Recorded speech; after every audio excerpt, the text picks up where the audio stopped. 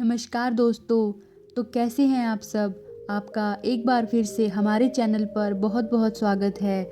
आज की हमारी ज्ञानवर्धक कहानी का सार है दोस्तों कि ज्ञान का सही और विवेकपूर्ण उपयोग ही हमारे कल्याण का आधार बन सकता है।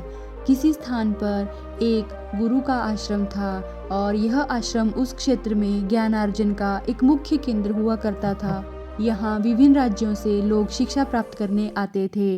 गुरु के इसी आश्रम में एक गांव के 3 शिष्य आए, जिन्हें गुरु ने काफ़ी अनुनय विनय के पश्चात अपने यहाँ पढ़ने की अनुमति दी थी।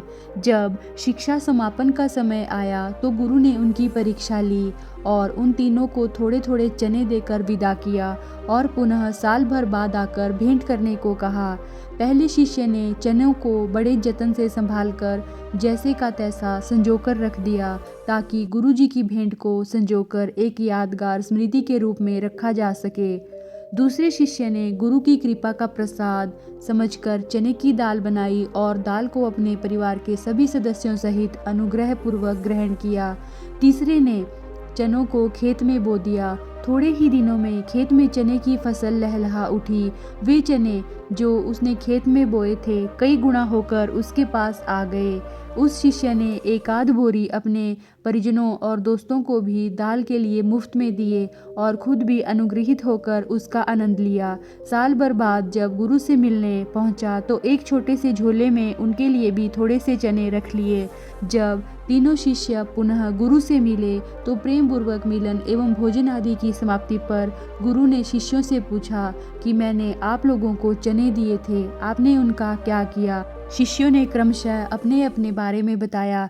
पहले शिष्य ने कहा कि गुरुदेव, मैंने उसे आपकी स्मृति में अपने पास संजोकर रखा है। दूसरे ने कहा, गुरुदेव, मैंने उसे आपकी कृपा समझकर प्रसाद समझकर उन चनों की दाल बनाई और अपने परिवारजनों सहित अनुग्रहपूर्वक उसे ग्रहण किया। अंत में तीसरे शिष्य ने वह चनों की पोटली भेंट करते हुए कहा कि गुरुजी, मैंने उन चनों को अपने खेत में बोया था और बची हुई फसल से मैं कुछ चने आपके लिए भी भेंट के रूप में लाया हूँ। गुरु बहुत ही प्रसन्न हुए और अंत में गुरु ने कहा कि मैंने आप तीनों को एक जैसी शिक्षा दी थी, परंतु अपने अपने विवेक से आपने अपने उपहारों का प्रयोग किया। ज्ञान भी ठीक ऐसा ही है।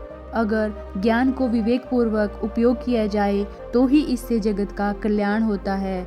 हमें इस कहानी से यही शिक्षा मिलती है दोस्तों कि ज्ञान का विवेकपूर्ण उपयोग ही विश्व कल्याण का आधार बन सकता है। अविवेकपूर्ण एवं स्वार्थ से भरकर किए जाने वाले ज्ञान के उपयोग से कभी भी जगत का कल्याण नहीं हो सकता। अतः आज से ही आप भी अपनी बुद्धि का उपयोग अपने विवेक से सही कार्यों के लिए कीजिए, ताकि सभी जीवन में उन्नति कर सकें।